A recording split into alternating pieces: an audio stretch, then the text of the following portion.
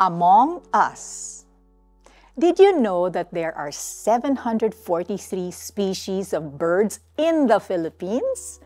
Kahit nakatira ka pa in the middle of the city, you can still observe dozens of kinds of birds. Madalas ay akala natin hindi sila ganong karami dahil hindi sila nakikita kaagad. Pero andyan sila sa mga damuhan, halaman, puno, mga kawad at bubong.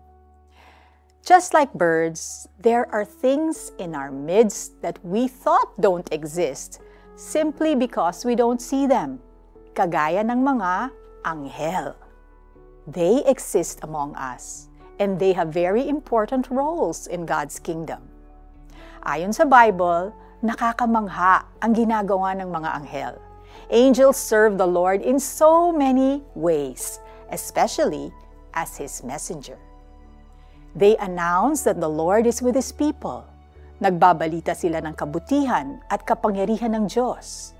God sends them to do many things according to His will, like providing for His people and protecting them. Ang nakakatuwa pang isipin ay maaaring may nakasalamuhan na tayong anghel nang hindi natin nalalaman. It's amazing to realize that there are indeed heavenly beings that exist that we don't see. Angels are around us and among us.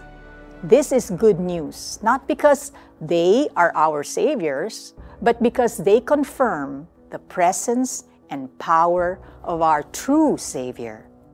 We are assured of God's love and guidance, and this leads us to worship and thank God. Let's pray. Heavenly Father, you are worthy of all praise because you command your angels in our favor. Nagtitiwala po kami na kumikilos kayo sa aming kalagitnaan sa lahat ng panahon. In Jesus' name, Amen. The awareness that angels are around us reinforces our courage, confidence, and comfort in the Lord. Kapag ikaw ay nasa isang mapanganib o alanganing sitwasyon, alalahanin na nasa iyo ang gabay at kapangyarihan ng Diyos.